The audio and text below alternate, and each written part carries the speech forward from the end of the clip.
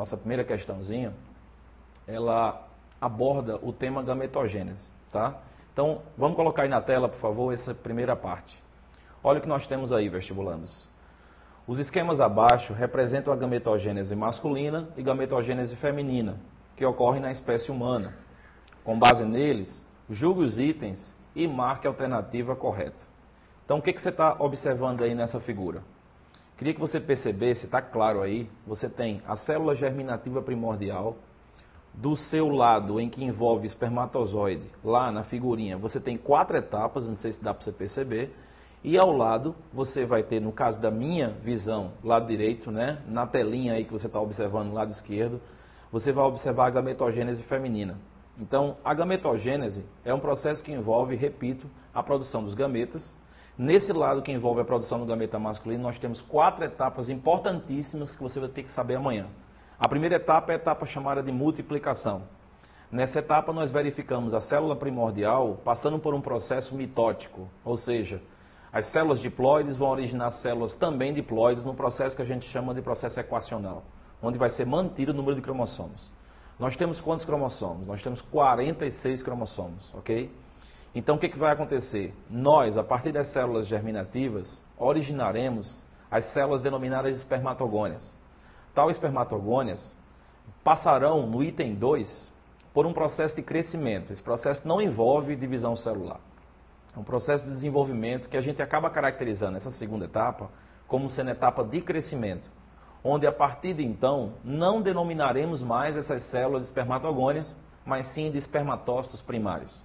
Então, nesse primeiro item, onde tem o 1zinho em algarismo romano, você tem a fase de multiplicação. No segundo, você tem a fase de crescimento. Como é que denominamos as células? Começamos com a célula germinativa, ela passou para o processo mitótico, ou seja, equacional, manteve-se o número de cromossomos e eu tenho a formação das espermatogônias. Tais espermatogônias entram no processo de crescimento. Claro, normalmente a gente não usa todas as células, a gente só usa uma, como esquema didático, né? Então nós temos aí um espermatócito primário. Esse espermatócito primário, até um pouco maior, no item 2, ele vai passar agora por um processo de meiose. Perceba que essa meiose que acontece, quando a gente analisa cromossomicamente, ela é reducional. Ela vai passar, a célula, no caso, vai ter de 46 cromossomos para 23 cromossomos. Quer dizer, metade do número de cromossomos, caracterizando o que nós chamamos de meiose 1, certo? Essas células resultantes da meiose 1 serão denominadas de espermatócitos secundários.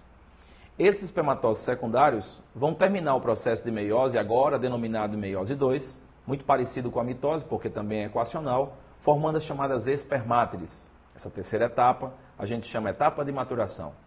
O que vai acontecer com essas espermátides que está aí representado pelo número 4?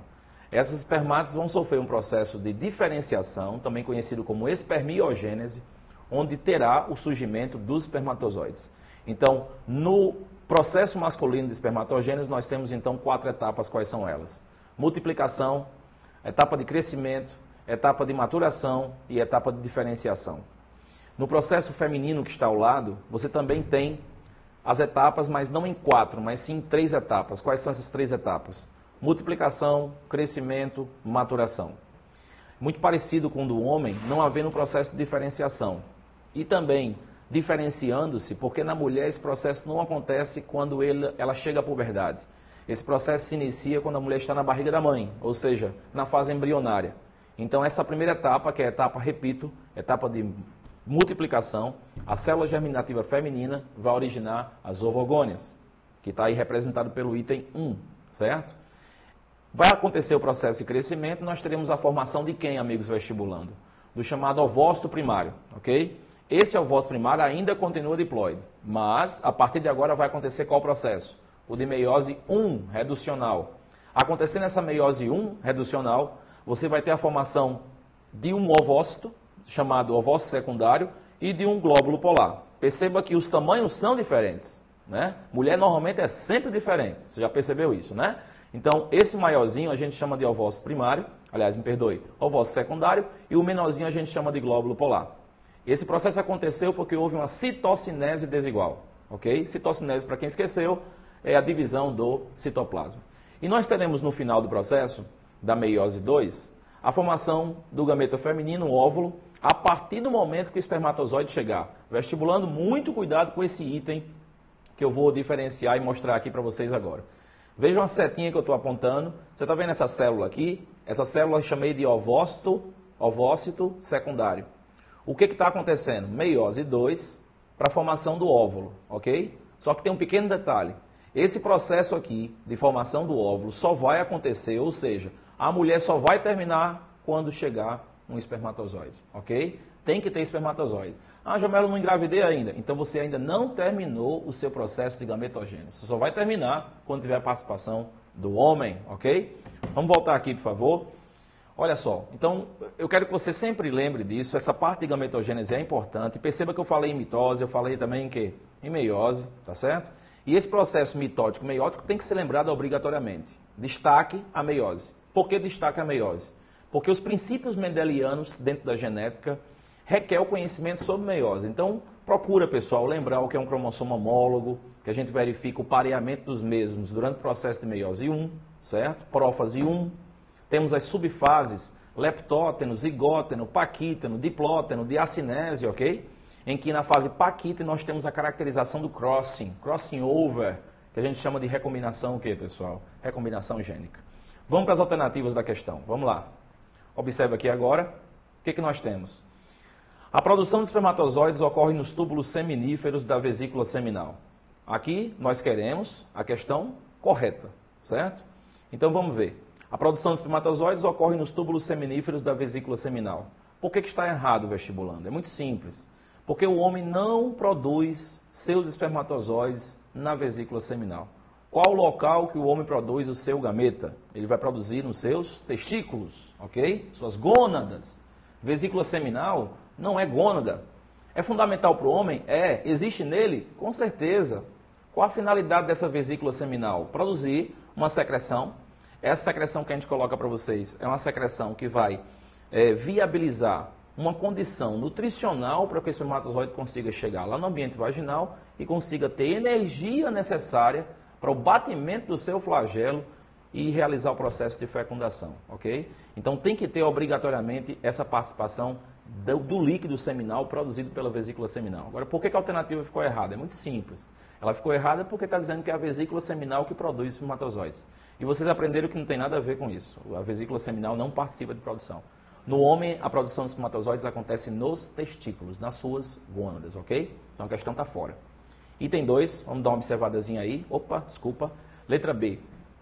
O ovócito secundário, no caso feminino, obviamente, e o primeiro glóbulo polar são as primeiras células haploides que se formam na ovogênese. Se eu voltar aqui rapidinho a tela, vamos dar uma observada aqui, ó. Vocês estão vendo essa célula aqui? Essa célula é ovócito, chamado ovócito o quê? Primário. Concorda comigo? Então aqui, ó, ovócito primário. Essa célula é haploide ou diploide, pessoal? Essa célula aqui, ela é diploide. Ela vai passar por qual processo agora? Ela vai passar por processo de meiose. Quando ela passa por processo de meiose, eu disse que aconteceria uma citocinese desigual. Se está acontecendo uma citocinese desigual, eu vou ter tamanhos diferentes. Só que concorda comigo que a alternativa fica correta, porque elas realmente são as primeiras células haploides. Olha todas essas células aqui em cima, todas essas são diploides, passaram por processo de mitose, diferenciação aconteceu um pouco no crescimento, né? Não a diferenciação igual à produção de espermatozoide, óbvio, mas nós temos aqui um processo de crescimento e aqui, ó, nessa meiose nós temos células totalmente haploides. Então esse item na letra B, repetindo, diz o quê? O ovócito secundário, como eu mostrei agora para vocês, e o primeiro glóbulo polar são as primeiras células haploides que se formam na ovogênese com total certeza. Agora, por que essas outras ficaram erradas? Vamos analisar. Letra C. Durante as fases 1 e 3 da gametogênese, qual é a fase 1 que eu disse para vocês? Multiplicação. Qual é a fase 3 que eu falei para vocês? Maturação. As células dividem-se por meiose. Aí pare um pouquinho, volta para cá, amiguinhos.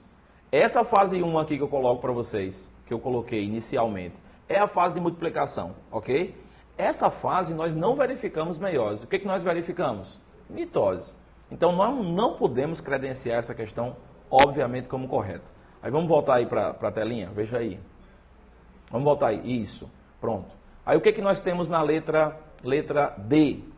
Os processos esquematizados acima, no caso na figura que nós mostramos, ocorre apenas no momento em que a mulher e o homem, ou o homem e a mulher, se sentirem excitados.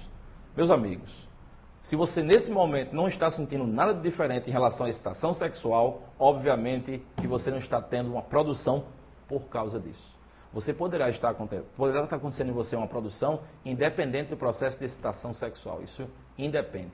A excitação sexual ela vai estar relacionada com o nosso sistema nervoso, né? Mais propriamente o sistema nervoso ligado à parte autônoma parasimpática, lógico que por efeito hormonal, tá? E isso vai acontecer independente, tá? Desse processo de gametogênese, mas vai viabilizar, por exemplo, no homem, uma ereção. Então, não tem nada a ver com produção de gameta, ok?